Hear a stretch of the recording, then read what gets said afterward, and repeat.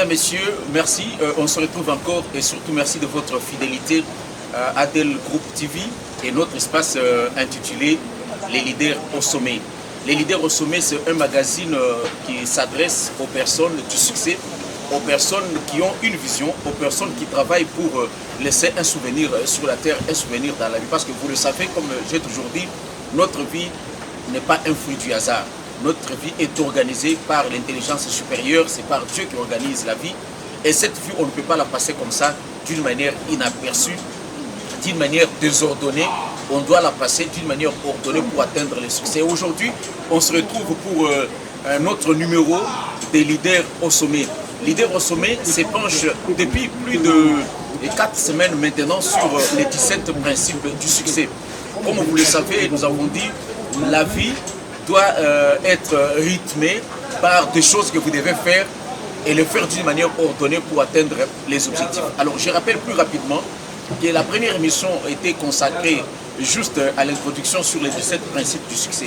Et après, nous avons vu la deuxième émission qui était consacrée au premier principe, qui est d'avoir un objectif de vie, un objectif bien déterminé. Après le deuxième principe, nous avons vu le deuxième qui était de développer une attitude mentale positive. Non seulement vous avez un objectif sur lequel vous travaillez, mais vous devez développer une attitude mentale positive. C'est la capacité de croire que tout est possible, quel que soit l'environnement négatif, mais vous pouvez y arriver. Et le troisième principe, c'était la foi agissante. Pourquoi nous avons parlé de la foi agissante? Nous avons dit que c'est une foi qui est basée sur les actions. Non seulement vous avez un objectif, non seulement vous développez l'attitude mentale positive, mais vous devez poser les actes qui vous conduisent vers la réalisation de votre objectif.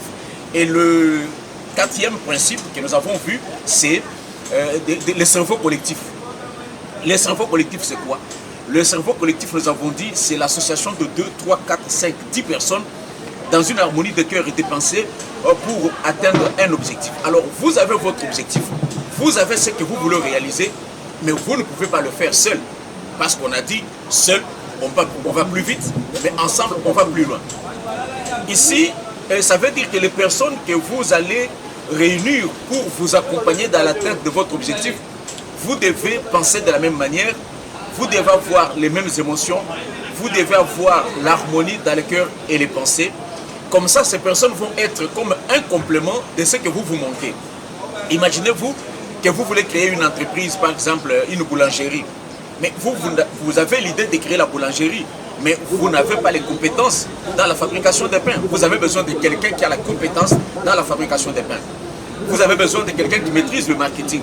Vous avez besoin de quelqu'un qui peut transporter la farine. Vous avez besoin, c'est-à-dire que pour réaliser votre objectif, vous avez besoin de vous entourer de personnes qui vont être comme des compléments à ce que vous manquez. Parce que Dieu a fait ça comme ça. Nous ne pouvons pas être complets en toutes choses. On ne peut pas avoir toutes les compétences et toutes les capacités nécessaires pour réaliser l'objectif. Et alors, pour y arriver, vous avez besoin de vous entourer des personnes qui peuvent vous compléter là où vous êtes limité. Parce que tous ceux qui ont réalisé de grandes choses, tous ceux qui ont créé des entreprises prospères ne l'ont pas fait seuls.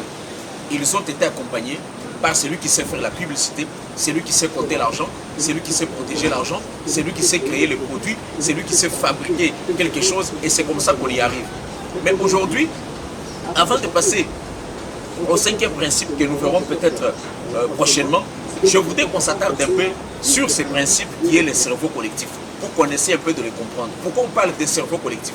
Ça veut dire plusieurs cerveaux, mais qui concourent à un seul objectif, qui réfléchissent de la même manière. Et le premier modèle du cerveau collectif aujourd'hui, c'est l'association que Dieu a pu établir après la création de toutes choses, de toutes les créatures. Il a mis l'homme et la femme.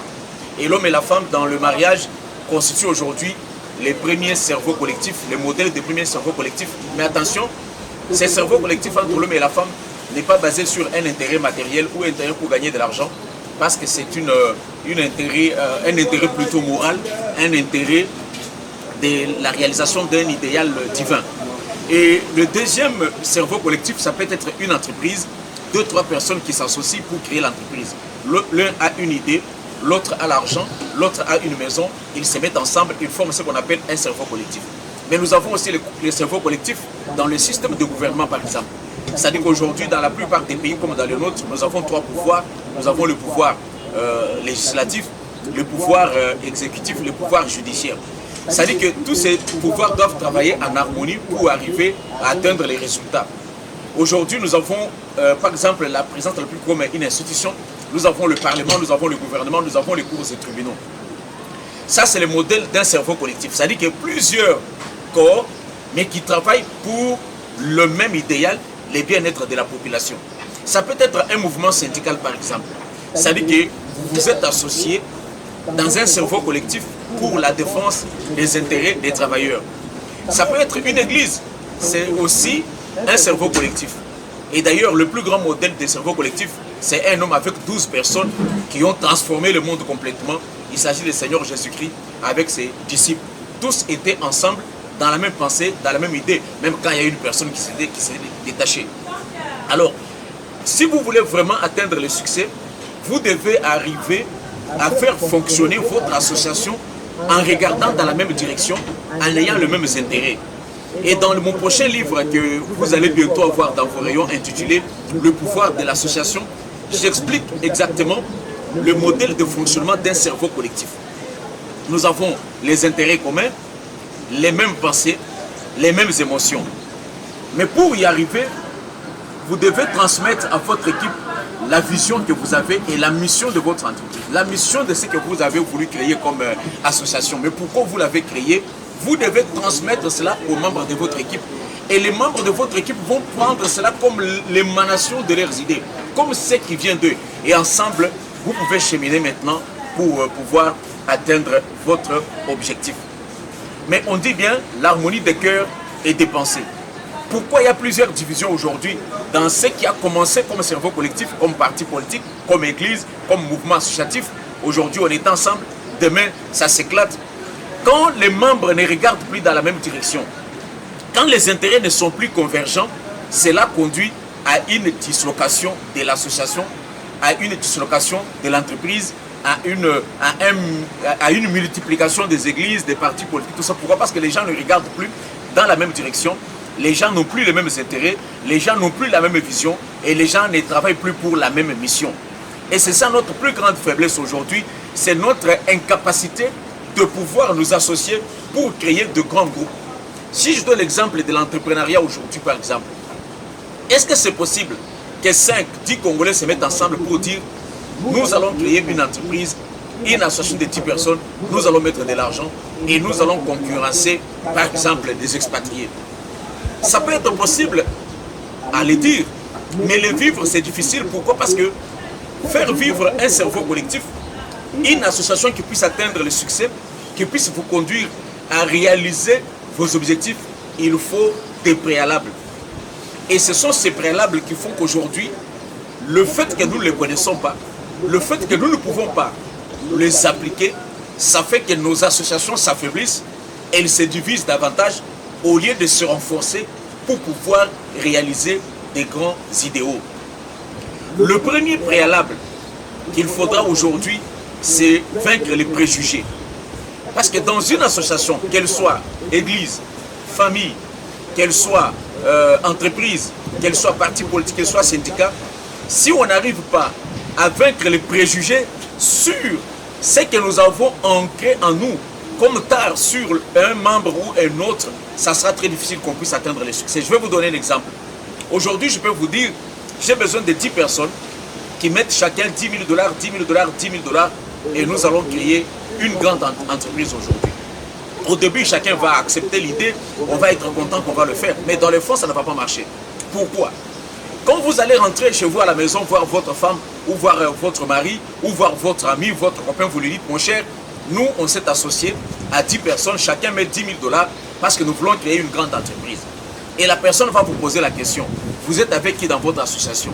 Ou votre femme, ou votre mari vous demande qui sont les membres de votre association. Vous dites, non, voilà, nous sommes avec M. Mutombo, nous sommes avec M. Mambweni, nous sommes avec M. Matondo, nous sommes avec M. Mastaki, par exemple, je prends de noms hasard. Et la personne vous dit, mais attention, comment vous avez accepté d'aller vous associer avec un Mukongo pour faire les affaires? Les Bakongos sont comme ça. L'autre vous dit, mais comment vous avez accepté de vous associer avec un Moulouba, mon cher? Un Moulouba, on ne peut pas s'associer avec lui. Non, non, non, non, non, non, tu as commis l'erreur de t'associer avec le Bangala pour faire une entreprise. Et prochainement, quand tu vas venir à la réunion de notre association de l'entreprise, tu vas venir avec deux regards. Le regard que tu avais au début de croire dans votre association et les regards des pensées, des préjugés qui ont été inoculés en vous à la maison par votre épouse, par votre époux ou par un ami qui vous a dit non, vous avez commis l'erreur. Et au lieu de pouvoir construire votre association, vous allez commencer à juger les membres en fonction de ce qui vous a été rapporté. Vous allez commencer à vous surveiller les uns les autres. Et dès qu'un membre fait quelque chose, vous dites, ah voilà, ma femme avait raison, mon mari avait raison, mon ami avait raison, je ne pouvais pas m'associer avec lui. Ah, tu vois ce comportement-là, ça c'est le comportement des Baloum. Ça c'est véritablement le comportement des Baloum, on ne peut pas s'associer. Non, non, non, non, ça a été une erreur de s'associer avec le Bangala. C'est-à-dire que pour arriver à construire des structures, des organisations fortes, pour arriver à avoir des cerveaux collectifs forts qui nous conduisent au résultat, nous devons vaincre les préjugés. C'est-à-dire que ce qui nous a été inoculé dans la pensée sur l'autre, sur la manière de regarder l'autre, la manière de juger l'autre. Ça, c'est la première chose. La deuxième chose, c'est la capacité de s'accepter. Quand on dit la capacité de s'accepter, ça dit la capacité de regarder qu'est-ce qui est plus positif dans mon associé. Qu'est-ce que je peux tirer de l'autre? Qu'est-ce que je peux tirer du membre de l'association sans pour autant me focaliser ce qui est comme ses faiblesses? Parce qu'on ne construit pas une société, on ne construit pas un cerveau collectif sur les faiblesses, mais on construit sur les forces. Ce sont les deux préjugés tout simplement, c'est-à-dire notre capacité de juger les autres en fonction de ce qui nous a été dit. C'est-à-dire que pour faire fonctionner un cerveau collectif, pour que les gens qui sont tout autour de vous, les gens que vous avez invités, les gens que vous avez associés à votre idée, puissent vous conduire au succès, vous devez comprendre ces choses-là. Et c'est ça ce qui va conduire à ce que vous puissiez atteindre le résultat. Voilà. Nous en passerons prochainement au cinquième principe du succès. Mais aujourd'hui, j'ai voulu que nous puissions entrer en profondeur sur les cerveaux collectifs. J'ai donné plusieurs exemples des cerveaux collectifs. Mais le mot-clé du cerveau collectif pour atteindre le succès, c'est la capacité de s'accepter, la capacité de vaincre les préjugés, regarder dans la même direction, avoir l'harmonie de cœur et de pensée, travailler pour la même mission. Et c'est de cette façon-là qu'on peut atteindre le succès, s'accepter les uns les autres, compter sur les forces des autres que sur les faiblesses. Merci à vous tous qui étaient branchés sur Adel Group TV et qui suivent, vous tous qui suivez plutôt cet espace intitulé Les leaders au sommet.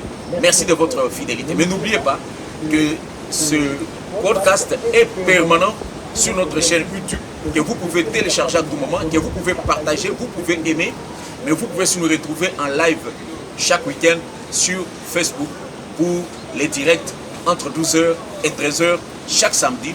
On se retrouve en live pour Facebook et là, nous entrons en profondeur et nous expliquons et nous répondons aussi à vos questions sur le principe du succès. En attendant, restez méditer sur les cerveaux collectifs, sur le pouvoir de l'association. Et on se retrouve à la prochaine avec le même plaisir. Merci à notre ami Shadrach Eyoun qui était à la prise de vue et prise de son. Merci à tous les leaders membres d'Adel Group. Et on se retrouve pour un prochain numéro. Ciao.